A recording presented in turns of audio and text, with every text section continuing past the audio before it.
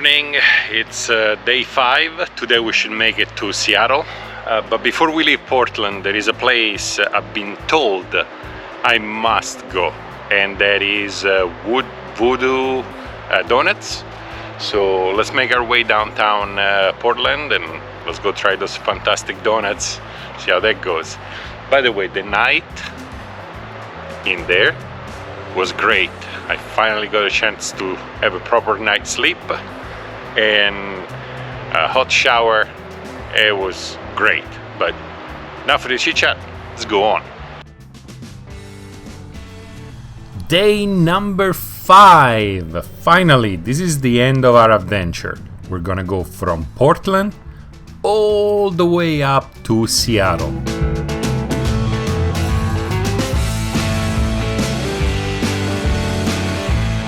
Now, just like somebody that just got a concussion, I forgot that to go downtown Portland to get donuts, I would have to contend with morning traffic.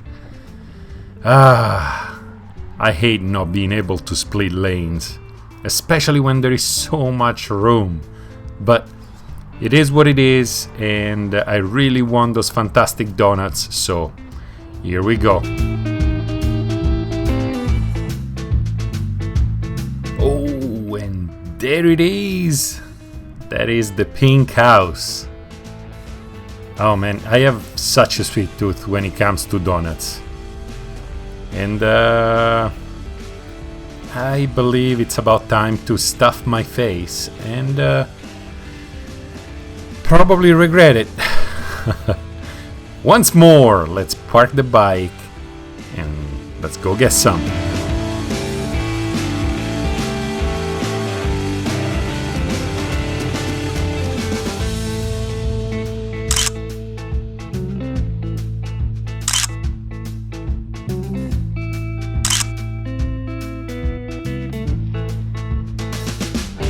Since I'm in downtown Portland, I decided to get deeper into the city and go drive by the Icon headquarters.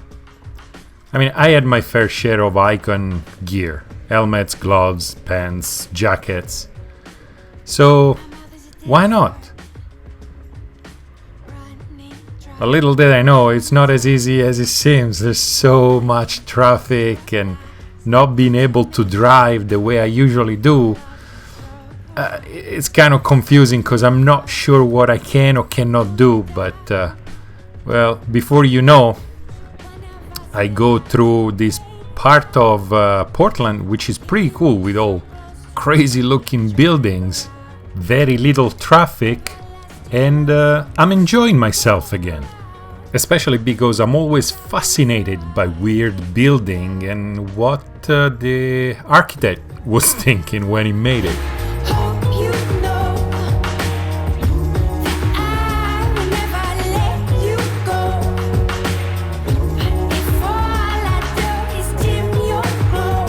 Portland has so many bridges that go across all over the place. So one more bridge crossed, and all of a sudden I see a sign that says Portland, Oregon, Old Town.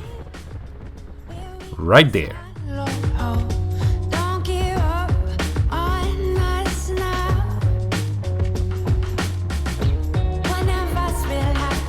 After a while, there it is, the Icon headquarters. Being morning, early morning, there is not quite anything going on. I'm not even sure they're open, so I decided to just get going, get back on the freeway, and make my way up to Seattle. After 5 days riding constantly, I really want to get to the destination at this point, especially when it's so close I can almost touch it.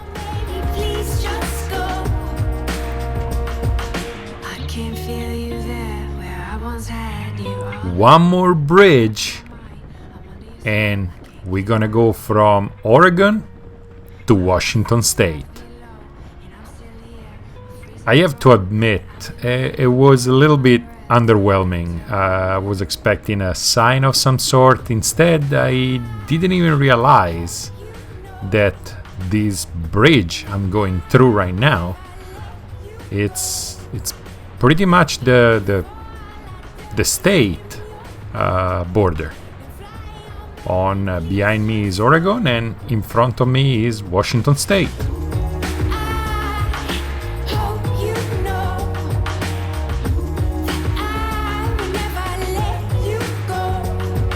Man, this is a really long bridge. It looks like it never ends. And by the way, I believe this is a lifting bridge as well. You can see behind me those things. But here I am, just like nothing. I'm now in Washington State. Hey guys, I stopped in Tacoma at one of those Dutch Bros coffee. They're all over the place up here. I've never seen them before, and since I crossed into Oregon, they're literally everywhere. It's not even coffee, it's mostly sugary smoothies or whatever those things are. They're pretty good. I figure I gotta try it. Look, there is not much to see between Tacoma and actual Seattle. So let's skip this old freeway. It's just the 5 freeway, nothing special. And let's cut straight through until I get to the last portion of my trip, and that is it, the 599 North. That is gonna take me exactly on the side of Seattle where I need to be.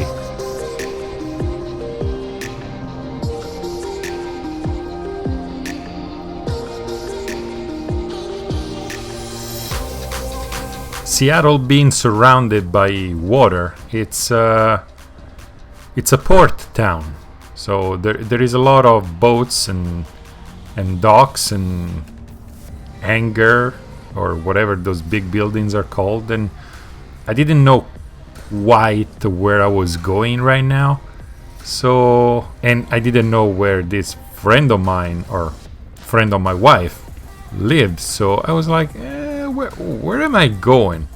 But eventually I make it to the neighbor where she actually lives, and it's really nice. But here I am in Seattle, even if in the posh part of town, and for the next 4 days I'm doing pretty much all the classic touristy stuff. So I go up the Space Needle, I go downtown, I go look at the first Starbucks ever built, I guess, and decided that I'm not gonna waste a minute of my life standing in line to go there. I go see those famous piroshki thing, and just like Starbucks, I'm not gonna spend a single minute of my life standing in line for hours to get one of those pastries. Nice restaurants, take a look at the beach. I go pay my respects to Bruce Lee's grave, since he's one of my childhood heroes. Obviously I go to the Dyna Store, because Seattle has a Dyna Store, and since I have one of my patrons living in Seattle, I meet up with him, and it was really nice. We got a beer, we got a chance to ride the bikes together, chit-chatted for hours. It was great. It was really nice to meet you. It was a great day. But before I say goodbye, let me thank all my patrons. You guys are a giant help, and I absolutely love meeting you when I go somewhere, like Seattle, for example. But if you want to know what I thought the next morning about this whole trip, check this out. So it's the next morning. I'm here in Seattle, and I'm sitting on a porch of the house where I'm staying. I have friends in high places that owns beautiful houses, I guess. After the trip, what I've learned, a few key things. Earplugs, very important on a long trip like that. Good earplugs. I don't have the foamies, I have those rubbery earplugs that go in, and after a while you forget they're there while the foam is kind of apply pressure the whole time. Download the music, make a playlist, if you're by yourself especially. I had music playing the whole time I was coming up.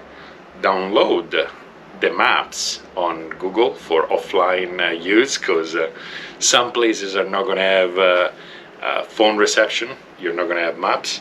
If I would have to do it again, I would actually set shorter goals for myself.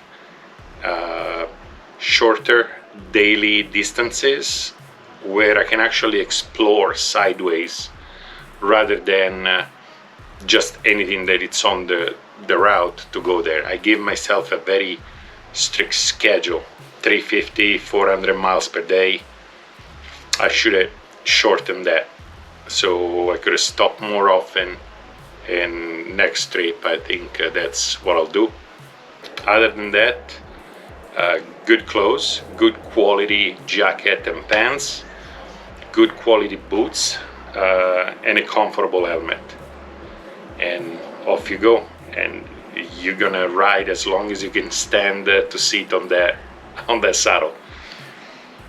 It was great. I've seen so many things. I didn't record or film everything because I would need a quantum computer to actually edit it together, and an editing team, and I don't have it.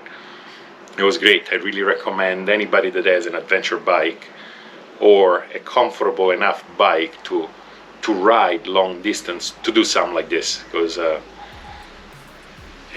you see so many things, and me especially, I enjoy the quiet and the being by myself. You know, when you take a trip and you ride on your own by yourself, you don't have to wait for anybody. You don't have to cater to anybody's needs. You stop when you are hungry, not when somebody else is. You gas up when you need gas, and you can make a decision last minute, like, yeah, I'm gonna go this way instead, and not have to talk to anybody else to do it. So unless you have a very, very best friend that will just agree with whatever, solo trips on a motorcycle are great. I met lots of nice people. I got approached a lot about the Africa Twin, and people telling me how good looking the bike is, and on top of being so good looking, what they didn't know is that it's a fantastic bike for long trips. 70 mile an hour, 4,000 RPM, it'll go all day, and you're at 70 already, and at 4,000 RPM is when the actual engine has some good pickup. So if you need to make a pass, just roll on the throttle and the bike will pounce forward. Another thing, the suspensions are great for a long ride. They're firm enough to end the turns, and they're plush enough not to get every single bump on the road. Hopefully, if you're planning on making a trip like this, those few pointers will help you out, and I'll see you next time.